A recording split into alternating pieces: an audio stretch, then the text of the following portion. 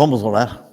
Agradecemos-te, Senhor, porque mais uma vez estamos na tua casa com o intuito de estudarmos a tua palavra, de buscarmos a orientação que o Senhor tem para as nossas vidas espirituais.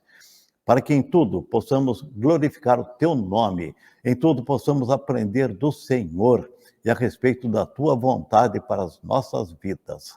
O nosso desejo é que o teu Espírito tenha livre acesso, tenha livre liberdade nos nossos corações, para que possamos participar ativamente e crescermos no conhecimento do Senhor e da tua vontade. Oramos pedindo, agradecendo, em nome de Jesus. Amém. Então, o assunto da nossa lição de hoje é o discípulo e a vontade de Deus. Perfeito. Nós somos importantes para Deus. Deus se interessa por nós porque Ele nos fez e dele somos. Somos o seu povo, ovelhas do seu pasto.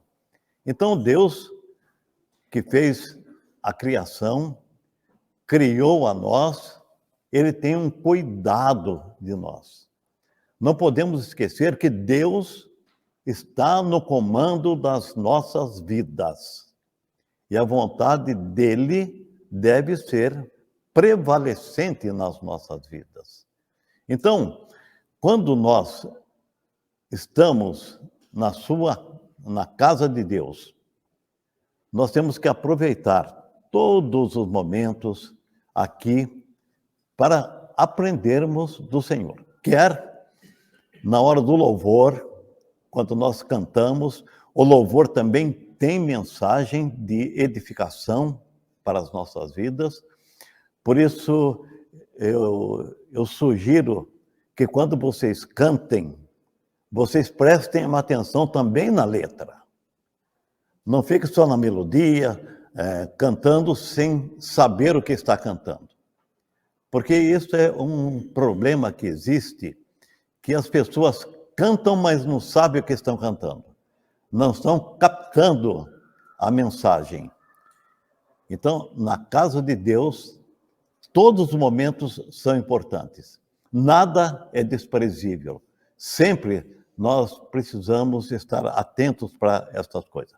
Salmo 8, de 4 a 9, nós temos o salmista, que é Davi, pelo menos na minha Bíblia diz que é Davi, fala alguma coisa disso. Então, alguém leia para mim, por favor, Salmo 8, de 4 a 9. E alto, leia alto para ser gravado aqui. Que é o homem, para que dele se lembres, e o filho do homem, para que o visites. Fizeste-o, no entanto, por um pouco menor do que Deus, e de glória e de honra coroaste. Deste-lhe domínio sobre as obras da tua mão, e sobre seus pés tudo lhe puseste. Ovelhas e bois, todos, e também os animais do campo, as aves do céu, os peixes do mar, e tudo o que percorre nas sendas dos mares. Ó Senhor, Senhor nosso, quão magnífico em toda a terra é o teu nome. Então, o salmista, nesse hino de louvor, porque salmos são hinos de louvor que os hebreus usavam para quando se dirigiam ao templo. Então, ele dentro da vontade de Deus, ele diz: o que é homem mortal? O homem é tão pequeno, é tão minúsculo perante o firmamento que Deus criou. É tão pequeno, mas Deus se interessa por ele, porque Deus o criou. E diz o salmista que um pouco menor do que os anjos fizeste. Por que menor que os anjos? Porque os anjos são seres espirituais também, criados antes do homem, e não têm a estrutura corpórea do homem. Deus pegou os elementos da terra, onde ele colocou o homem, e fez o homem dos elementos da própria terra. Então, a nossa composição é feita da terra, porque como Deus criou o homem? Formou o homem do pó da terra e soprou nas narinas do homem a alma vivente.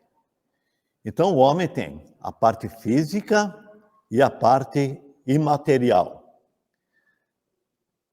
Se você é tricotomista, você fala que a parte imaterial é a alma e espírito. Se você é dicotomista, você fala que alma e espírito é a mesma coisa. Isso não importa para nós aqui. O homem tem duas partes, material e imaterial. Então, Deus fez os anjos, depois fez o homem, colocou na terra e deu a possibilidade de ele desenvolver a sua vida. Então, o que é melhor para nós, então? Andarmos dentro da vontade de Deus, como discípulo. O que é o discípulo? O seguidor daquele que tem o poder de dirigir a sua mente, o seu corpo e fazer com que a vontade dele, de Deus, se cumpra. Então, o que é melhor para nós, Deus tem. Ele deseja o melhor para nós. Acontece que muitas vezes nós não correspondemos à expectativa de Deus. E este não corresponder à expectativa de Deus é o pecado que nos afasta de Deus. O que é o pecado? A classe aqui pode me responder. O que é o pecado?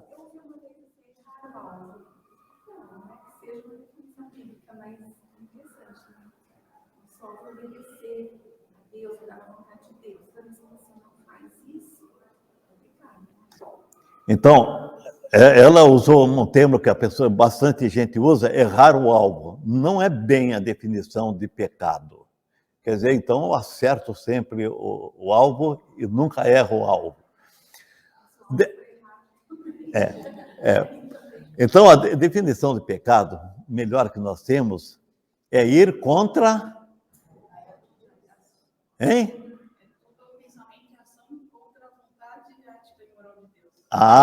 Ir contra, com as nossas ações, os pensamentos, contra a ética e a moral de Deus. Esse pessoal de seminário sabe tudo, sabe? Então, tudo que nós fazemos, devemos observar para não sairmos da ética e da vontade de Deus, daquilo que Deus tem para as nossas vidas. Então, devemos andar na vontade de Deus. E onde está a vontade de Deus para andarmos nela, então? Se a gente for lá em 1 Coríntios 14, 33, nós temos lá uma orientação. 1 Coríntios 14, 33. Eu já disse, eu não leio, vocês que leem para participarem. Porque Deus não é de confusão, e sim de paz, como em todas as igrejas dos santos. Então, a orientação de Deus é clara. É um Deus de paz. É um Deus que tem interesse nas nossas vidas e que revela a sua vontade. E Deus não é um Deus de confusão, é um Deus de clareza, de informação. Muitas vezes nós não temos as informações que precisamos porque nós não procuramos. A Bíblia é a palavra de Deus, é a nossa regra de fé, a nossa regra de prática, e por isso nós estamos aqui, para aprendermos a respeito da vontade de Deus, do que Deus tem para as nossas vidas através da sua palavra. E qual é a vontade de Deus? Romanos 12, 1 e 2. Romanos 12, 1 e 2. Leia bem alto. Portanto, irmãos, exorto-vos pelas compaixões de Deus, que apresenteis o vosso corpo como sacrifício vivo, santo e agradável a Deus, que é o vosso culto racional.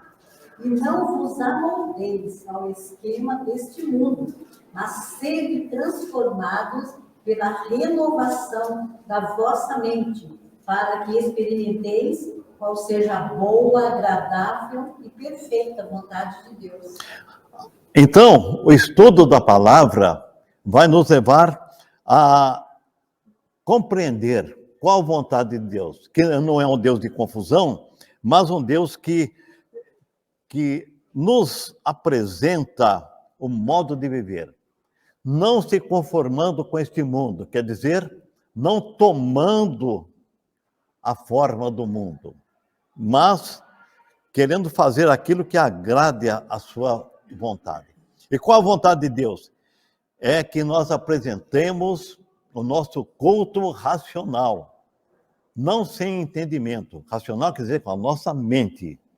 Quando nós prestamos o culto a Deus, é com a nossa mente racional, pensando o que estamos fazendo, aprendendo para a aplicação nas nossas vidas. Porque, como diz o texto, apresentar os nossos sacrifícios vivos, os nossos corpos em sacrifícios vivos. E o que o nosso corpo é? Nós aprendemos isso, templo do Espírito, exatamente. O nosso corpo é o templo do Espírito. Por isso, nós devemos prestar um culto racional, fazendo com que o nosso corpo, que é templo do Espírito, o nosso entendimento, como diz o texto, renovando as nossas mentes para compreender qual seja a boa, perfeita e agradável vontade de Deus. E é só nós vamos aprender isso através da palavra de Deus, através da nossa leitura diária, através da nossa meditação, através do nosso estudo aqui na Escola Bíblica Discipuladora, através da nossa participação no culto. E eu abro um parênteses aqui para dizer o seguinte: nós não assistimos culto, nós participamos do culto. Assistir o culto, você chegar lá no lugar ou assistir um filme, você não tem participação. No culto, não. No culto, você tem participação. Você não assiste, participa. Você canta, você lê, você ora, ou audível, ou orando no pensamento, você participa constantemente do culto. Então, fechando parênteses e voltando aqui, nós vivemos neste mundo, porque este mundo é de quem? Maligno. Eu sabia que vocês iam responder certo. Esse mundo jaz no maligno. Nós estudamos, eu estava aqui nesta classe, ainda estava estudando 1 João, que não terminou, segundo eu fico sabendo, vai terminar no capítulo 5, se não me engano, parece que está no capítulo 5. Bom, eu estou longe, mas estou perto. Então, o que nós aprendemos aqui? O mundo jaz no maligno. Quer dizer, o mundo descansa, o mundo dorme no maligno. Porque o homem, criado por Deus, pela desobediência, ele deixou o maligno tomar conta. Então o mundo descansa no maligno. Mas Deus tem o poder de operar quando e onde quiser, para livrar, para que aqueles que estão na sua dependência possam ser guardados. Por isso é muito importante que nós, ao levantarmos de manhã, nós entreguemos as nossas vidas a Deus, pedindo que Deus nos oriente durante todo o dia, pedindo que Deus nos fortaleça durante todo o dia, pedindo que Deus coloque ao nosso redor os seus anjos. Os anjos foram um pouco maior do que os homens, mas sabe para que servem os anjos? Mensageiros. E outra função do anjo? Guardar. Então, eles são mensageiros e também são nossos servidores. Eles nos guardam. E isso é importante, sabemos que nós cremos nos anjos. A nossa doutrina, o nosso ensino, que os anjos existem. E os anjos foram criados a serviço do homem. Vocês vejam lá em Hebreus. Está lá em Hebreus, e isto não é assunto da nossa lição, mas se alguém quiser achar aí, quiser ler, pode ler também. Então, nós estamos no mundo, mas não pertencemos ao mundo. E tem uma ilustração que o pessoal usa, que um grande navio está no mar, mas ele não pertence ao mar, ele está sobre o mar. Ele não é, quando ele está funcionando direito, não é tragado pelo mar, mas ele domina sobre o mar. E nós somos filhos de Deus no meio do mundo, mas não pertencemos ao mundo. Pode ser o melhor dos mundos, não pertencemos ao mundo. João 17, 14 e 15, eu gostaria que alguém abrisse também, e bem alto. Eu estou falando isso porque o pessoal que está chegando novo aí não está muito acostumado. Essa aula está sendo gravada e depois fica no YouTube da igreja e podemos assistir lá novamente. Então, depois eu vejo também o que eu falei aqui, se eu não falei muito errado, para corrigir, para fazer as coisas melhores. É didático, é importante que a gente aprenda a fazer as coisas. Então, a vontade de Deus para nossas vidas, já que estamos no mundo, é na sua palavra. João 17, 14 e 15 diz o quê? Eu lhes tenho dado a tua palavra, e o mundo os odiou, porque eles não são do mundo, como também eu não sou. Não peço que os tires do mundo, e sim que os guardes do mal. Quem falou isso aí? Jesus. Na oração dele, pedindo que ele deu a palavra a nós. Ele deu a palavra para a nossa edificação. E daí ele diz que aqueles que foram resgatados, e João diz, a todos quantos o receberam, deu-lhes o poder de serem feitos filhos de Deus, a saber, os que creem nos seus nomes, no seu nome, os que creem no seu nome. Então, nós somos filhos de Deus, guardados por Deus. Então, pela lógica, seria que nós, ao convertermos a Deus, então seríamos arrebatados, abduzidos, né, que o pessoal gosta mais de usar hoje em dia. Daí Deus não teria suas testemunhas aqui no mundo, ninguém mais se converteria. A igreja de Deus foi colocada no mundo para ser sal e luz no mundo. E Jesus disse, não peço que os tires do mundo, mas que livre do mal. Então, nós somos joias nas mãos de Deus. Ele não quer que o Pai nos tire do mundo, mas que nós sejamos fortalecidos, libertos, livres do mal. Nós somos forasteiros aqui. Forasteiros, aquele que vem de fora, né? Tem um hino, não sei se tem no Cantor Cristão, ou é no HCC, hino do Cantor Cristão. Eu sei que o Arnaldo e a Romilda conhecem. Tem no Cantor Cristão? Então o pessoal aqui conhece. Sou forasteiro aqui, em terra estranha estou. Celeste pátria, assim, numa versão diz, é para onde eu vou, outra versão diz, anunciando o voo. Embaixador por Deus de reino lá do céu, venho em serviço do meu rei. Essa é a primeira estrofe desse hino. Então, nós somos forasteiros como embaixadores de Deus. Nós somos representantes de Deus. E Deus quer que nós, como forasteiros aqui, sejamos as suas testemunhas, porque Ele disse que estaria conosco de vez em quando. Todos os dias.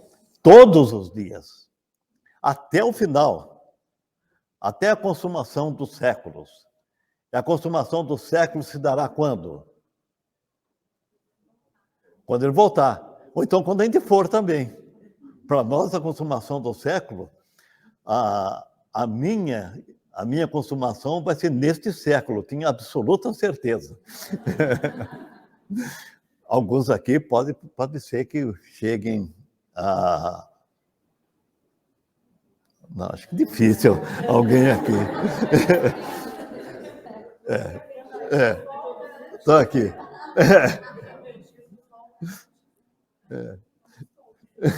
Então tá bom. Então, continuando, nosso assunto é discípulo é a vontade de Deus. E quais as condições para conhecermos a vontade de Deus? Temos as condições, alguns indicativos para conhecermos a vontade de Deus. A primeira indicação que vamos considerar é o novo nascimento. O novo nascimento está no contexto de João de 3. Então, eu peço que leia João 3, de 1 a 8, que lá fala bem a respeito do novo nascimento. João 3, de 1 a 8. E neste contexto tem um versículo que eu acho que é o mais conhecido da Bíblia. Mas nós vamos ler 3, de 1 a 8. Alto, não estou ouvindo. Havia entre os fariseus um homem chamado Nicodemos, autoridade entre os judeus. Ele foi encontrar-se de noite com Jesus e disse: Rabi, sabemos que és mestre vindo de Deus, pois ninguém pode fazer os sinais que tu fazes, se Deus não estiver com ele. E Jesus lhe respondeu: em verdade te digo, que ninguém pode ver o reino de Deus se não nascer de novo. Então lhe perguntou Nicodemos: como um homem velho pode nascer? Poderá entrar no ventre de sua mãe e nascer pela segunda vez? E Jesus respondeu: em verdade te digo, que se alguém não nascer da água e do Espírito, não pode entrar no reino de Deus. O que é nascido da carne é carne, o que é nascido do Espírito é Espírito. Não te admires de eu te dizer: necessário vos é nascer de novo. O vento sopra onde quer e ouves o seu som, mas não sabes de onde ele vem, nem para onde vai. Assim é todo que é nascido do Espírito. Então, o que é necessário? O novo nascimento. E Nicodemos, um fariseu instruído, ele não compreendeu o que seria o novo nascimento. E nós sabemos o que é o novo nascimento. É o nosso nascimento na família de Deus. Somos agregados à família de Deus. Nós não pertencíamos à família de Deus. nós éramos apenas criaturas de Deus.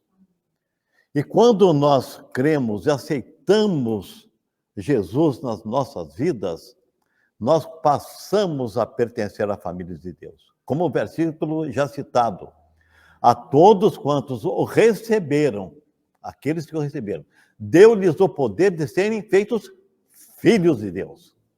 Então, filhos de Deus são aqueles que aceitaram a Jesus. Então, esse tem um novo nascimento. Nasceu onde? Em espírito. Não nascimento da carne, em espírito, na família de Deus. Somos novas criaturas. As coisas velhas já passaram. E eis que tudo se fez novo. Então, a nossa condição para conhecermos a vontade de Deus é sermos novas criaturas, esquecendo aquilo que já passou. Porque quando nós estávamos na vida pregressa daquilo que vivíamos, nós não podemos compreender a vontade de Deus. Só compreendemos a vontade de Deus quando estamos na dependência, na comunhão com Ele. Precisamos ter também a percepção espiritual. Nós temos percepção física pelos nossos sentidos, né? Eu não gosto de falar não é e né. Eu cometi um erro, não posso. Eu observo isso quando as pessoas falam e eu faço a mesma coisa. Não podem. Então, nós temos os sentidos físicos, que são 5, né? Tato, visão, audição, paladar, olfato. Mas também temos o sentido espiritual, porque nós somos seres materiais e imateriais. Então, nossa existência leva-nos sempre à presença de Deus, percebendo o que Ele tem para nós. 1 Coríntios 2,14.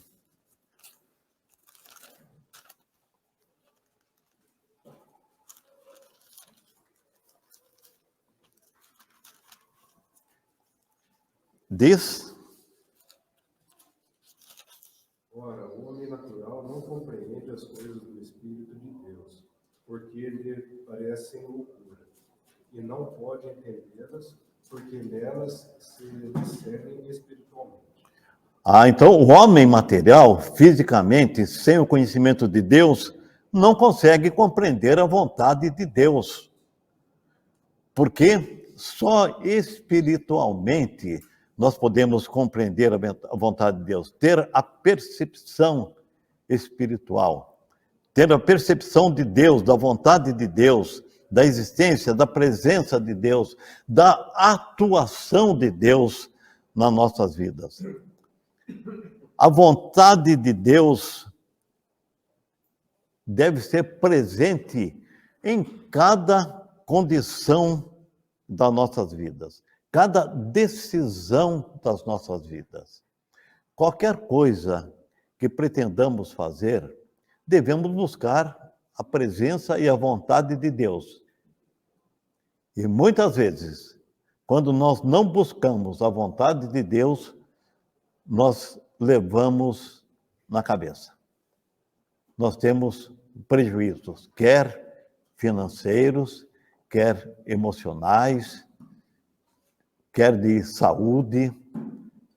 Então, devemos estar sempre buscando a orientação de Deus para as nossas vidas. Porque Deus revela a sua vontade na palavra de Deus. Nós conhecemos toda a vontade de Deus? Não. Porque nós somos seres espirituais, Deus é espiritual, mas a diferença que separa o nosso espírito do Espírito de Deus não tem tamanho, não tem medição, não é mensurável. Então, quando nós aprendemos, dentro do nosso entendimento, aquilo que Deus tem revelado para nós, já é uma coisa muito grande, já é uma coisa que nos leva a sabermos aquilo que precisamos fazer, aquilo que devemos fazer dentro dos seus propósitos. Porque Deus está no comando das nossas vidas se nós deixarmos de pedirmos. Louco! Eu sempre falo assim, cheio de falha hoje. Um dia eu aprendo a mexer nesse aparelhinho aqui, viu? Deixa eu desligar tudo aqui. Aqui, né? Aqui, né? Aqui. Agora sim. É que eu preciso ver o horário aqui, porque não podemos terminar fora do horário. Agora sim. Agora não vai ter mais interferência da minha parte. Por favor, quem cometeu o mesmo erro, desligue o seu celular. Já pensou se toca isso no culto? Então, a nossa percepção que estávamos falando aqui, Deus deve estar sempre no comando. Para isso, nós temos que ter uma vida pura. É possível ter uma vida pura? É inatingível, mas deve ser a meta. Deve ser a meta. Não vai falar, você falou que tem vida pura, você tem vida pura. Não, não é isso. É a meta que a gente deve ter em mente. Vai ser alcançado? Dificilmente, eu acho que não. A comunhão necessita de uma vida que esteja de acordo com a vontade de Deus, o mais perto da vontade de Deus. Isaías 59, de 1 a 3. Eu podia ter todos esses textos aqui lendo de pronto, mas daí não teria participação de vocês. Quando o pregador, no culto, ele prega, ele não pede para ninguém ler, porque não tem. O culto, você ouve, aprende, entende, mas você não tem a participação de perguntas, respostas. Aqui nós temos a interação. Vocês perguntam, não estão perguntando, mas podem perguntar. Mas interação é participando da leitura também. Então, vamos lá. Isaías 59, de 1 a 3. Eis que a mão do Senhor não está encolhida, para que não possa salvar, nem surdo o seu ouvido para não poder ouvir.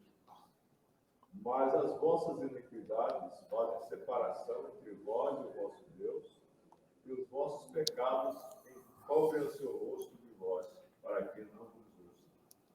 Porque as vossas mãos estão contaminadas de sangue, e os vossos dedos de iniquidade. Os vossos lábios falam mentira, e a vossa língua profere maldade.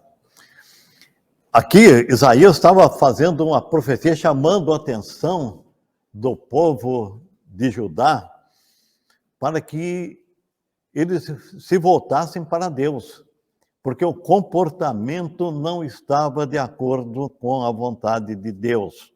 E ele diz: as vossas mãos estão contaminadas, os vossos lábios falam falsamente, falam mentiras, produzem iniquidades, etc. e tal. Porque o pecado faz, então, a separação de Deus. Contaminação bloqueia a nossa percepção espiritual. Nossa orientação ou o nosso contato com Deus sofre a interferência. Nós não conseguimos ter aquele contato perfeito, puro com Deus. Então, isso bloqueando a percepção da vontade de Deus é prejudicada também. Porque Deus quer revelar muitas vezes alguma coisa para nós, mas o homem não percebe.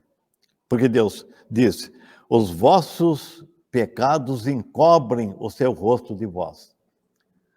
O profeta estava dizendo: os seus pecados, aquilo que você está fazendo, não tem a vida pura, está impedindo que Deus olhe para você. É claro que quando nós temos a palavra de Deus, e Deus é espírito, não é que Deus está olhando assim, Deus é diferente, é espírito, não sabemos como é que é. Então, nós assimilamos a Deus através do nosso ser, da nossa formação. Então, nós usamos, os olhos do Senhor estão em todo lugar, para compreendermos que Deus está vendo todas as coisas. Os seus ouvidos estão atentos para ouvir o meu clamor. Então, nós colocamos os nossos sentidos como se fosse Deus também. Mas isso para o nosso entendimento, para a nossa edificação, para a nossa compreensão.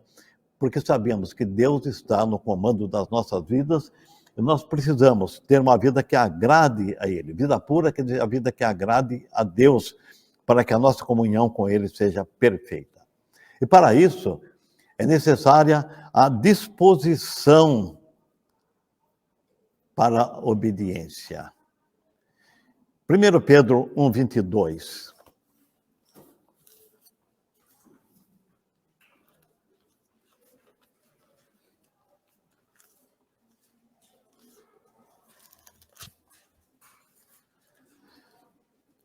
Primeira carta de Pedro, 1:22.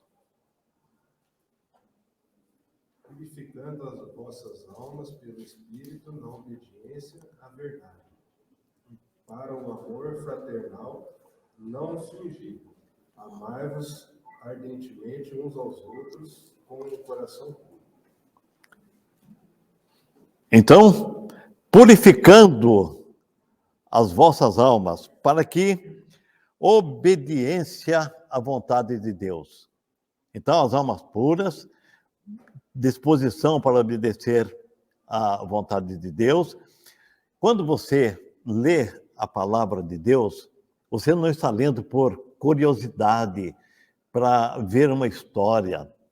A nossa leitura diária da palavra deve nos levar à meditação daquele texto, a compreender o que aquele texto diz para as nossas vidas.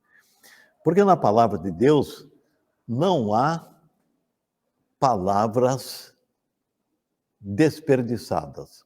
Não há não existem palavras inúteis. Porque toda escritura é o quê? É inspirado por Deus. Ou toda escritura inspirada por Deus é útil para o ensino, para a compreensão, para saber a vontade de Deus. Então, toda escritura é útil. Não tem nada ali que não seja útil. Então, você aproprie do versículo dentro do seu contexto, evidentemente, porque você pega um versículo fora do contexto, você vai criar uma confusão na sua cabeça muitas vezes. Então, cuidado, leia o versículo, leia o contexto do versículo, se puder estudar, melhor ainda, para que compreenda tudo aquilo, para que se aplique corretamente na vida. Então, a disposição de obediência é para o nosso progresso espiritual, para que nós possamos ter a possibilidade de desenvolver as nossas vidas dentro da perfeita e agradável vontade de Deus. Acabou o quadro, mas não acabou a lição. Tem ainda, quais são os indicadores da vontade de Deus? A Luciana tem ali a colinha para passar aqui, mas passa das primeiras só, porque estamos também no fim, temos mais 10 minutos só. Então, quais são os indicadores da vontade de Deus? Antigamente, no Antigo Testamento, nós tínhamos os profetas. Profeta é o quê? Isso, profeta é a boca de Deus. Aí, nós estamos usando o sentido físico do homem para compreender a vontade de Deus. Então, o profeta era a boca de Deus. Por que tem essa expressão, que não é bíblica, é claro? Profeta, quer dizer, boca de Deus, porque ele falava o que Deus mandava. Agora há pouco nós acabamos de ler Isaías. Então, o profeta sempre falava o que Deus mandava. E se o profeta não falasse o que Deus mandava, ele estava sujeito, inclusive, à morte. Porque Deus queria profetas que fossem fiéis à sua palavra. Porque existiam também, naquela época, falsos profetas. Como existem hoje também falsos cristãos, falsos líderes religiosos que procuram usufruir das ovelhas de Deus. Mas o nosso dever é estarmos buscando a vontade de Deus e termos os indicativos dessa vontade de Deus. A 2 Timóteo, ele diz o quê? 2 Timóteo 2,15. Se alguém souber decor, pode falar.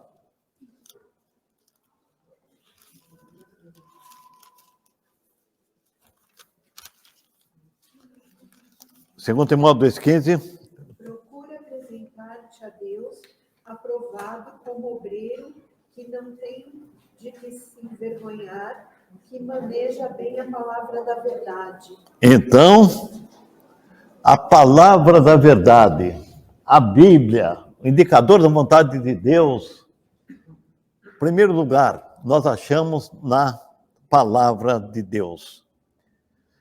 E aqui, Paulo escrevendo a Timóteo, ele diz, procura apresentar-te a Deus. Quer dizer, viver na presença de Deus, procurando fazer a vontade dele, aprovado. Quer dizer, obediente, fazendo a vontade dele, compreendendo a vontade de Deus, que não se envergonha, que maneja bem a palavra da verdade. Então, é obrigação nossa, é dever nosso, nós que aqui estamos. Eu creio que todos são cristãos e evangélicos. Temos um casal que visita aqui, nossos irmãos Keila e Alexandre, também são cristãos, eu acho que todos são. Então, é um dever nosso manejar a palavra. E como nós vamos aprender a manejar a palavra? Pessoal da classe de maturidade cristã, examinando, lendo, verificando e desenvolvendo. Assim nós vamos aprendendo a manejar. Vocês viram que eu sei manejar aqui, pelo menos achar o texto. Porque estou aqui na frente, vou lá, venho para cá. Também, há quase 70 anos frequentando a igreja, não é? Devia saber, pelo menos um pouquinho, né? Pelo menos saber onde estão os livros da Bíblia. Então, eu sei, mas também quase, digamos, 65 anos de leitura de Bíblia. Mas é bom, é importante, é interessante. E cada vez que a gente lê, aprende mais. Eu não sei nem quantas vezes eu li a Bíblia, mas é bom, leiam. Vocês que estão iniciando, não comecem no Gênesis. Comece nos Evangelhos. Comece Mateus, Marcos, Lucas, João, porque é mais fácil a compreensão, vão tomando mais gosto. Vocês começam a ler Gênesis, vão cair na genealogia, etc. e tal. E tem gente que até hoje pula a genealogia. Bom, quando eu leio até genealogia. Bom, mas voltando aqui. Maneja bem a palavra da verdade, procurando apresentar, procurando desenvolver as suas atividades para que possam testemunhar a respeito do Senhor. E fazendo isto, a primeira coisa é para a sua edificação própria, para depois, em seguida, usar a mesma palavra para aconselhar. E para falar nesse aconselhamento, uma coisa importante, abrindo parênteses para um outro assunto, o aconselhamento na parte espiritual, ou então, mesmo não na parte espiritual, deve ser um aconselhamento procurando mostrar na palavra, de preferência na palavra. Não significa que você não possa dar um exemplo pessoal, um exemplo de vida de alguém, mas procurar no máximo que puder o aconselhamento na palavra. Porque a palavra de Deus é viva e eficaz e vai produzir o resultado. Fechando o parênteses, botando aqui. Então, Jesus disse que aquele pessoal, os fariseus, os líderes religiosos, eles não conheciam as Escrituras. E ele estava falando, naquela época, do Antigo Testamento, que no tempo de Jesus. O que era a Escritura no tempo de Jesus? O Antigo Testamento, o Pentateuco, que são os 5 primeiros livros, os profetas, tinha os escritos também, mas os mais conhecidos eram o Pentateuco, os profetas, Salmos. Então, ali estava escrito no Antigo Testamento que a respeito do Messias, e eles não compreendiam isso. E quando Jesus veio, eles não aceitavam. Por quê? Não conheciam a vontade de Deus, não conheciam as Escrituras. Então, a palavra de Deus é um indicativo. É um perigo muito grande você abrir a Bíblia aleatoriamente. Eu estou com um problema na minha vida, vou abrir aqui. Abro aqui aleatoriamente, eu abri aleatoriamente, falei, vou ler um versículo aqui. Dai glória ao Senhor, vosso Deus, antes que venha a escuridão e antes que tropecem vossos pés nos montes tenebrosos. Legal, esse versículo aqui serve para muita coisa. Mas pode ser que você pegue um versículo que não sirva... É uma profecia lá para um povo que não obedecia a Deus, e é uma profecia de castigo, e você vai se complicar ainda mais.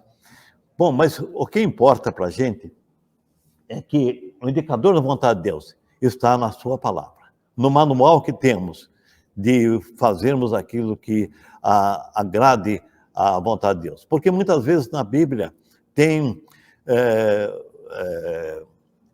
afirmações que são categóricas, que são, por exemplo, assim, não matarás, não adulterarás, não furtarás, etc. Tem afirmações que são alegóricas, que estão referindo a alguma coisa, aplicando algum fato, no caso das parábolas.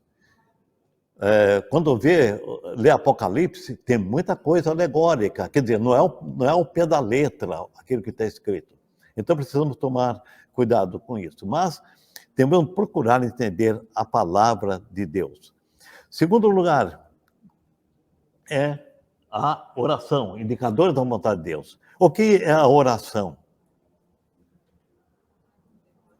Falar com Deus, nos dirigirmos a Deus, porque Ele está pronto para ouvir, plantão 24 horas, para que estar ali atento.